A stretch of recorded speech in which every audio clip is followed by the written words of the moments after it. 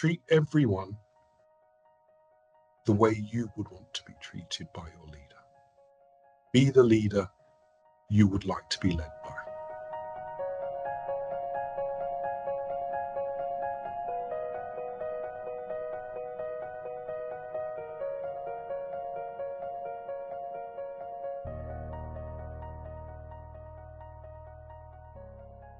First thing, leadership is not management.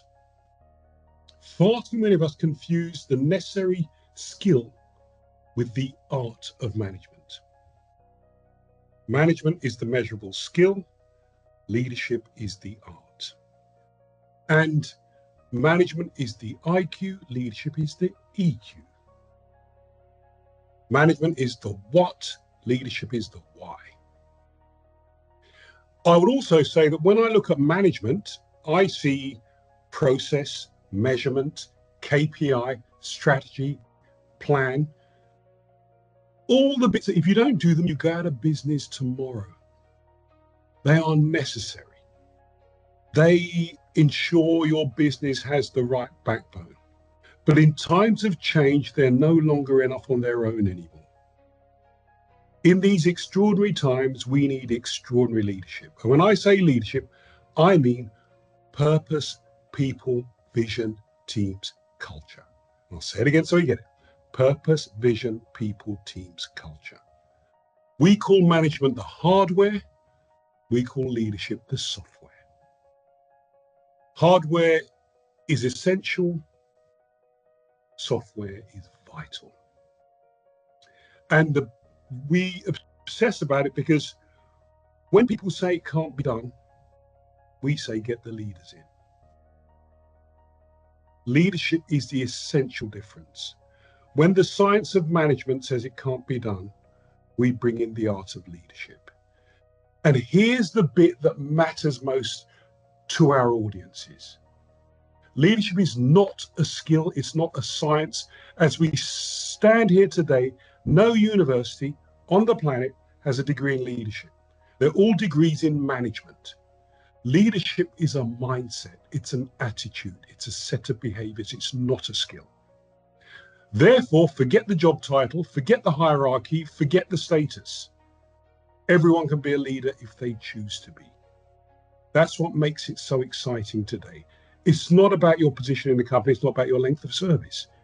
It's your attitude and mindset. And why that's so important, the business with the most leaders wins. The organization with the most leaders wins. It's all very well having them all racked up in the executive team. That's important. Having them from the receptionist through to your supervisory level, your new entrants, your long servers, everyone in the organization can be a leader if they choose to be. And here's the closing line on this. Good leaders create followers. Great leaders create leaders.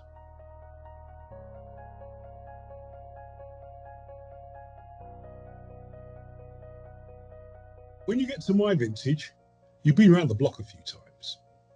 And if I go back 10, 15 years ago and I looked at the hierarchy, at the top of every business, I had the privilege of working with the chief executive. And I choose my words very carefully here. The chief executive was the cleverest man in the room. They made every decision. They made every call. They authorized every process. Nothing happened without their say-so. Only 15 years ago, the world was slow enough and incremental enough for one person to be able to do that. Then we had the rise and rise of technology. It brought velocity, it brought pace, it brought speed. And therefore, decisions, you didn't have days to make them. You had to make them instantly. The world became a lot more complex, a lot more difficult, a lot more challenging. No longer could one person make all the calls. You needed the team. And here's where the spike philosophy came for me. Everyone was brilliant at something, but no one was brilliant at everything. But if you chose the right team, the team could be brilliant at everything. And at the top of every successful business, we saw the right team. Collaboration became the new leadership.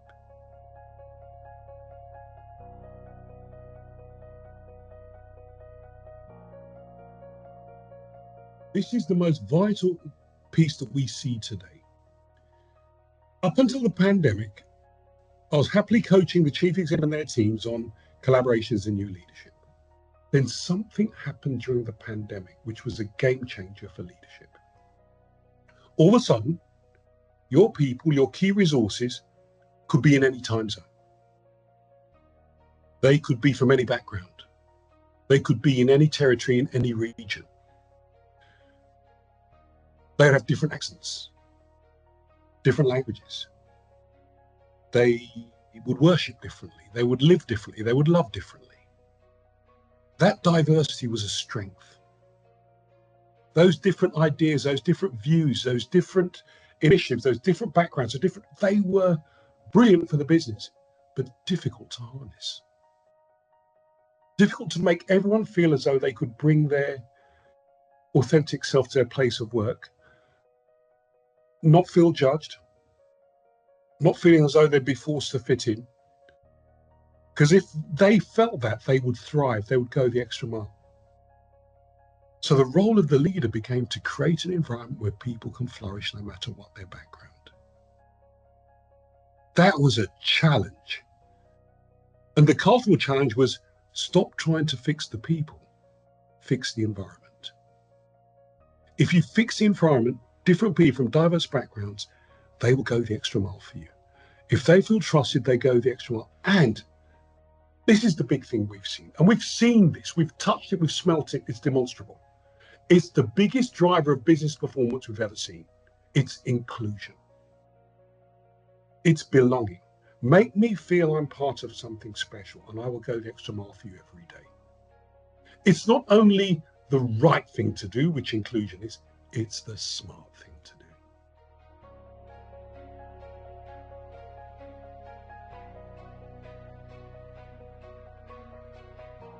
This is best done as a story. This encapsulates everything we stand for. Remember, leaders tell stories, managers talk strategy.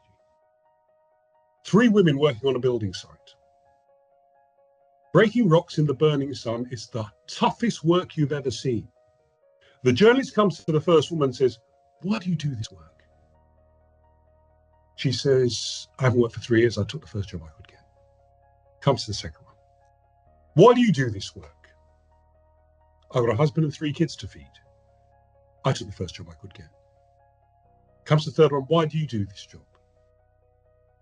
She looks up proudly, wipes the sweat from her brow, and says, "I'm helping to build a cathedral. I'm helping to build a cathedral." And it might be a temple, mosque, or synagogue, depending on where we are. But she's not doing a repetitive, menial, meaningless job.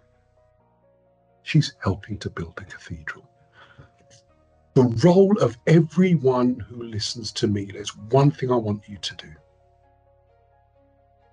Talk to your peers, talk to your people, talk to your subordinates, talk to your superiors. Catch them doing things right. Nobody is doing a meaningless manual job anymore. Everyone's contribution is helping to build that cathedral. Your job, every day, not once a week, not once a month at the managers' meeting, every single day, every person you meet, convince them they're helping to build a cathedral. Remember what I said? Good leaders create followers. Great leaders create leaders.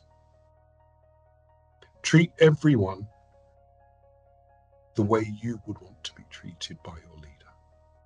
Be the leader you would like to be led by.